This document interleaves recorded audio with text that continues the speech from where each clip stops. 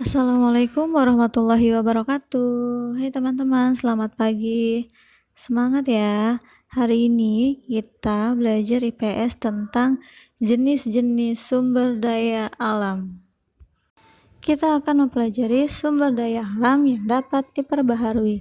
Sebelumnya, teman-teman harus tahu dulu sumber daya alam itu apa ya? Sumber daya alam adalah segala sesuatu yang ada di dalam yang dapat digunakan untuk kebutuhan manusia, untuk kebutuhan kita. Tuhan menciptakan sumber daya alam untuk kelangsungan dan kesejahteraan umat manusia. Manusia dibekali akal dan pikiran untuk mengelola sumber daya alam sehingga bisa dimanfaatkan sebaik mungkin. Sumber daya alam yang dapat diperbaharui adalah sumber daya alam yang dapat diusahakan kembali keberadaannya. Sumber daya alam ini dapat terus-menerus dimanfaatkan, contohnya seperti tumbuhan dan juga hewan. Yang pertama hewan. Hewan ini adalah salah satu jenis sumber daya alam yang dapat diperbaharui. Hewannya contohnya seperti sapi, kerbau, atau kambing. Biasanya dimanfaatkan untuk diambil dagingnya dan juga susunya. Setelah dimanfaatkan, jumlah hewan tersebut akan berkurang. Namun, melalui perkembangbiakan jumlah hewan tersebut dapat kembali bertambah. Dan untuk tumbuhan juga termasuk sumber daya alam yang dapat diperbaharui. Tumbuhan dapat dipulihkan keberadaannya dengan cara ditanami bibitnya. Setelah sekian lama, bibitnya tersebut akan tumbuh seperti induknya. Misalnya, tanaman padi ketika siap panen, batang padi ditebang untuk diambil padinya. Tanaman tersebut akan mati, namun dengan menanam bibit padi, tanaman padi akan kembali tumbuh. Berikut ini adalah beberapa jenis sumber daya alam yang dapat diperbaharui di bidang pertanian, perkebunan, peternakan, perikanan, dan juga kehutanan.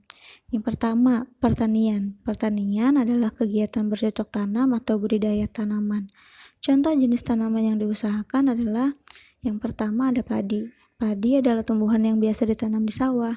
Padi ditanam untuk diambil gabahnya. Gabah padi digiling menjadi beras. Dan beras adalah makanan pokok sebagian orang Indonesia. Padi yang telah dipanen akan mati, namun benih padi yang ditanam di sawah kembali akan tumbuh menjadi tanaman padi.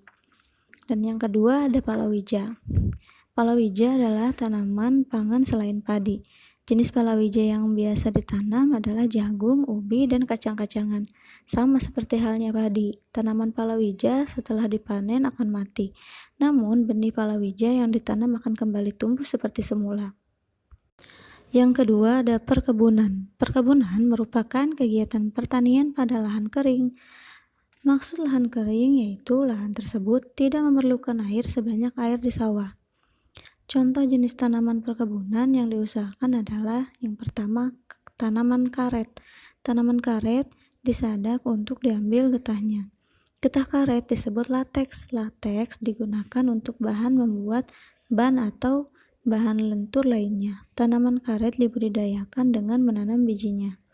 Yang kedua ada kelapa sawit. Kelapa sawit merupakan bahan dasar untuk membuat minyak goreng, margarin, atau minyak cat. Pohon kelapa sawit dibudidayakan dengan menanam buahnya.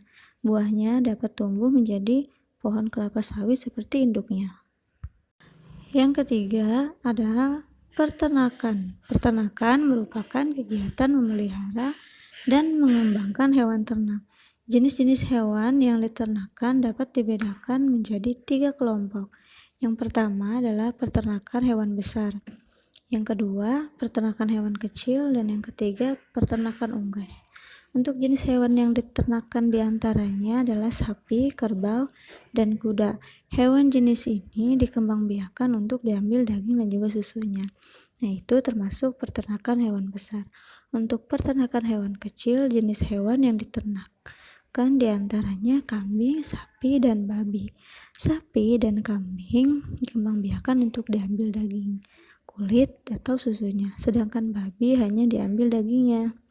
Untuk peternakan unggas, jenis hewan yang diternakan diantaranya ayam, itik, angsa, dan burung. Hewan jenis ini dikembangbiakan untuk diambil daging atau telurnya. Yang keempat ada perikanan. Perikanan merupakan usaha pengembangbiakan dan penangkapan ikan. Budidaya ikan dapat dilakukan di darat maupun di laut. Oleh karenanya, budidaya perikanan dapat dibedakan menjadi perikanan darat dan juga perikanan laut. Yang pertama ada perikanan darat. Kegiatan perikanan darat meliputi kegiatan penangkapan dan budidaya ikan di perairan darat. Penangkapan dan budidaya ikan dapat dilakukan di kolam, waduk, sungai, danau, ataupun sawah. Jenis-jenis ikan yang dibudidayakan diantaranya mujair, nila, gurami, dan ikan mas. Budidaya ikan perairan darat juga dapat dilakukan di tambak. Tambak diairi oleh air payau karena letaknya dekat dengan pantai. Yang dibudidayakan di tambak tidak hanya ikan tetapi juga udang. Ikan yang dipelihara di tambak biasanya ikan bandeng. Yang kedua, ada perikanan laut. Kegiatan perikanan laut meliputi kegiatan penangkapan dan budidaya ikan di laut. Di laut berkembang biak berbagai jenis hewan dan tumbuhan laut. Berbagai jenis hewan laut yang biasa ditangkap misalnya ikan kerapu, ikan selar, ikan bawal, ikan kakap, ikan hiu, kerang, lobster, dan juga cumi. Tumbuhan laut yang biasa dimanfaatkan misalnya rumput laut. Sebagian besar hewan dan tumbuhan laut berkembang biak secara alamiah. Namun, ada juga yang dikembangbiakan melalui pembenihan. Benih-benih tersebut dibesarkan pada jaring terapung di laut. Contohnya ikan bawal, ikan kerapu, dan lobster. Untuk yang kelima atau yang terakhir ada kehutanan. Hutan merupakan suatu wilayah yang ditumbuhi berbagai jenis pepohonan. Pepohonan tersebut dimanfaatkan oleh manusia sebagai sumber penghasil kayu. Selain itu, hutan juga tempat hidup berbagai satwa, tempat menyimpan cadangan air, serta dapat mencegah banjir atau erosi. Hutan yang gundul dapat dipulihkan keberadaannya dengan melakukan reboisasi. Reboisasi itu adalah penanaman kembali. Di sini ada beberapa jenis hutan yang tumbuh di wilayah Indonesia. Yang pertama ada hutan hujan tropis. Hutan hujan tropis memiliki ciri hutan yang lebat dan ditumbuhi oleh berbagai jenis pepohonan. Yang kedua ada hutan musim. Pepohonan hutan musim akan berangkas pada musim kemarau, sedangkan pada musim hujan dedaunan pada pohon tersebut kembali tumbuh. Contohnya adalah hutan pohon jati.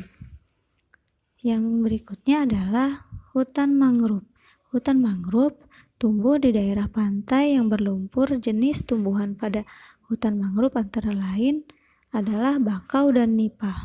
Hutan mangrove setelah diambil kayunya akan habis, namun hutan mangrove dapat tumbuh kembali setelah dibudidayakan. Nah, itulah sedikit penjelasan tentang jenis-jenis sumber daya alam yang dapat diperbaharui. Nah, sekarang ada pertanyaan dari pembahasan kita tadi. Untuk pertanyaannya yang pertama, jenis tumbuhan apa saja yang ada di hutan mangrove?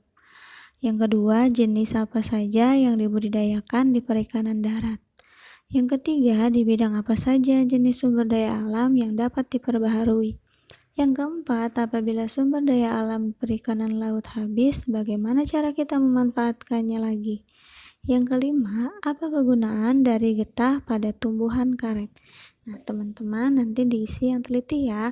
Kalau sudah selesai, boleh langsung kirim. Terima kasih. Assalamualaikum warahmatullahi wabarakatuh.